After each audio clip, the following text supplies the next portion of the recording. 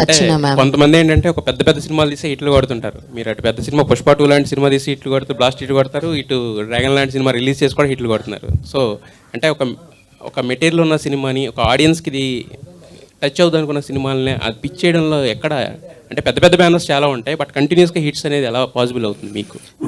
అంటే ఈ సినిమా వరకు అండి, ప్రదీప్ గారి సినిమా వరకు లవ్ టుడే నాకు చాలా చాలా బాగా నచ్చిన సినిమా. అలాగే ఏజిఎస్ వాళ్ళు మేకింగ్, ప్రొడక్షన్ వాల్యూస్, మేకింగ్, వాళ్ళ జడ్జిమెంట్ గురించి ఐడియా ఉంది.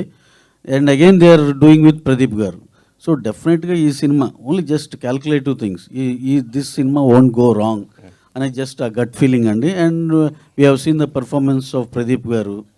ఇంకా డెఫినెట్గా ఇది పని అవుతుందిరా అని అనిపించి అప్రోచ్ అవ్వడం జరిగిందండి. ఇక రిజల్ట్ కూడా మీరు చూశారు. వాళ్ళు మనం గెస్ట్ చేసినట్టే సూపర్ డూపర్ హిట్ ఇచ్చారు. శశి గారు, సార్ రవి గారు, శశి గారు